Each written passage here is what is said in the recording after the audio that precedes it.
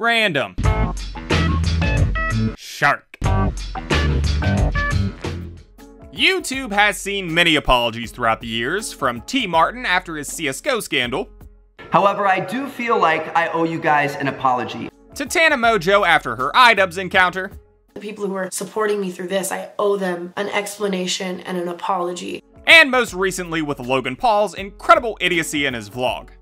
I'm simply here to apologize. And every time we see a big YouTuber royally fuck up and subsequently get caught and apologize, the questions are always the same. Should we forgive this person? Is this apology sincere? Have they really learned their lesson? So on and so forth. And while these questions can vary a little each time depending on the person, the situation, and the audience, in the end, in my opinion, it doesn't really seem to matter. An apology will generally be good enough for the people who want to see a person they like learn from the situation, and it generally won't be good enough for people who either thought the action was detestable enough to unsubscribe or didn't like the person to begin with. For an example, let's have a look at Logan Paul's apology for his Suicide Forest video. So what we came across that day in the woods was obviously unplanned. Now, personally, I think you'd have a hard time arguing just based off of his actions and words in this apology that it was insincere. He didn't bring up his dog, he didn't play a sad song, he didn't throw ads on it, or really do anything that would throw red flags up in my mind.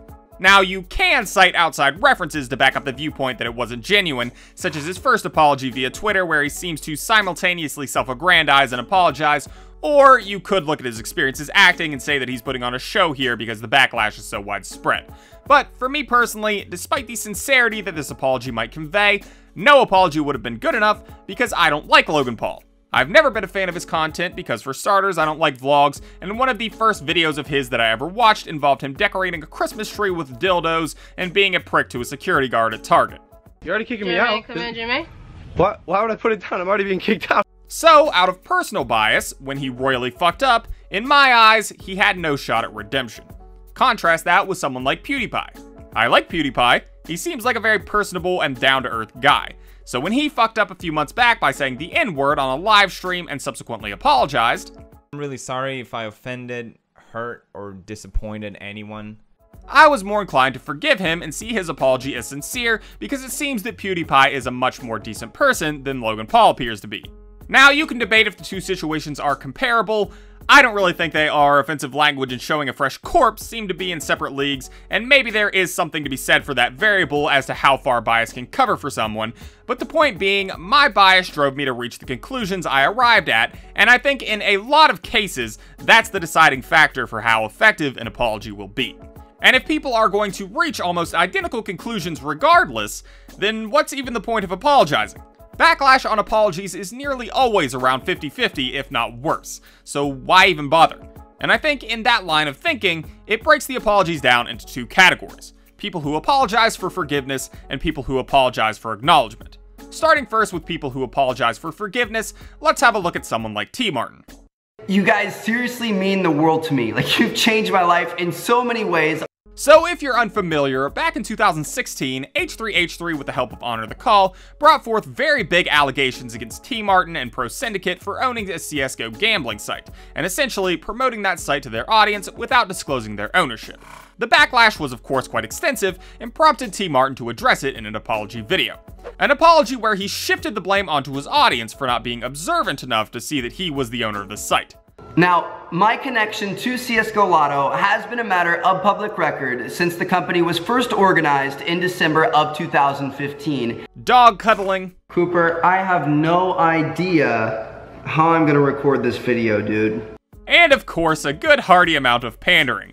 But first and foremost, I do want to say that I love you guys. Before getting to the request for his audience to forgive him and allow him to prove better transparency in the future.